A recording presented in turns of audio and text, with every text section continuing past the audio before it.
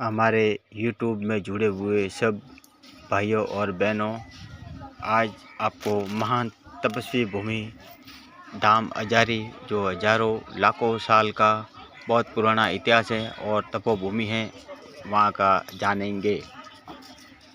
माँ सरस्वती माता जी और 3 देवी और भोलेनाथ का मंदिर है।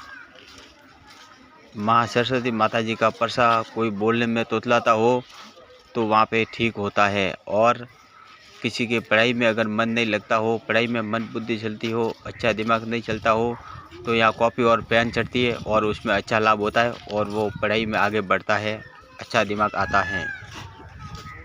पांडवों के पिताजी की अस्थियाँ भी यही एक कुंड है, उस कुंड में लाई गई थी, और यहाँ साक्षात गंगा जी विराजते हैं। 2 कुंड है, एक सूर्य कुंड और एक सयाजी कुंड।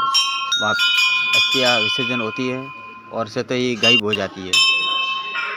भगवान राम जी की कुल देवी यही माँ सरस्वती माता जी हैं, और राम जी के गुरुदेव जी यहीं के थे और यहीं उन्होंने घोर तप किया था। मार्कंडेय ऋषि जी के पिताजी के कोई संतान नहीं थी, तब उन्होंने यहाँ पे घोर तप किया और भोलेनाथ को प्रसन्न किया, और भोलेनाथ जी ने उनको एक पुत्र के रूप में एक जन्म देने का वरदान दिया, और उन्होंने बोला ये 11 साल तक ही जीवित रहेगा और उसके बाद ये मर जाएगा।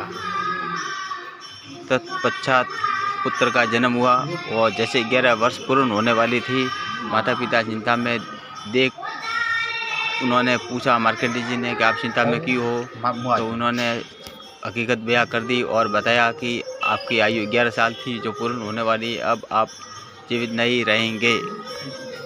इसके बाद मार्कंडेय जी ने वहाँ शिवलिंग भोलेनाथ को जोर से पकड़कर और हिंदी के सारे अक्षर मिलाकर एक मंत्र तैयार किया, जिसको माम मंत्रीजन कहा जाता है। उनको रटना शुरू किया और घोर तप किया।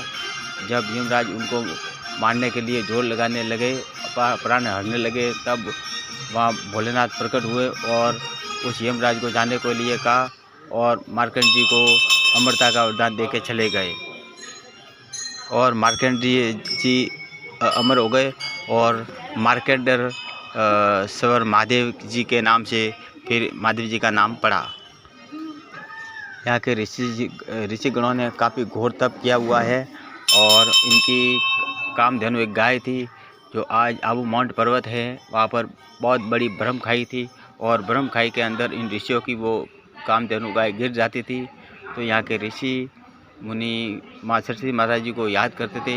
जब माँ प्रकट होती थी तो पूरा कुंड पानी से भर के गाय तैरकर बाहर आ जाती थी, और ऐसे करते यही दृश्य बार बार होने लगा।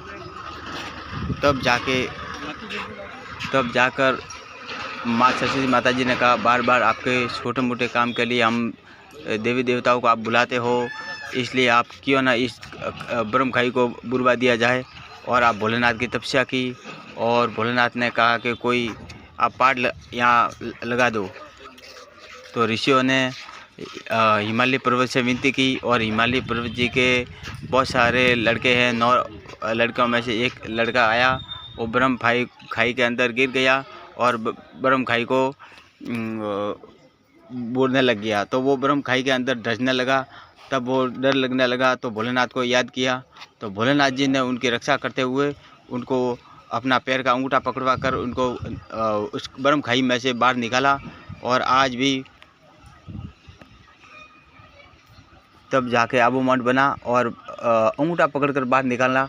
आज भी माउंट आबू के ऊपर दत्तात्रेय भगवान महादेव जी का मंदिर है, जो अंगूठा पकड़ के बाहर आए।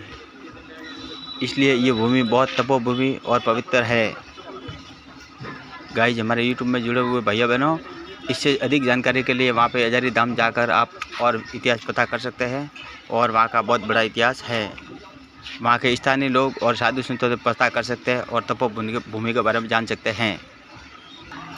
आपको वीडियो पसंद आई तो सब्सक्राइब और शेयर करिए, कृपया। धन्यवाद।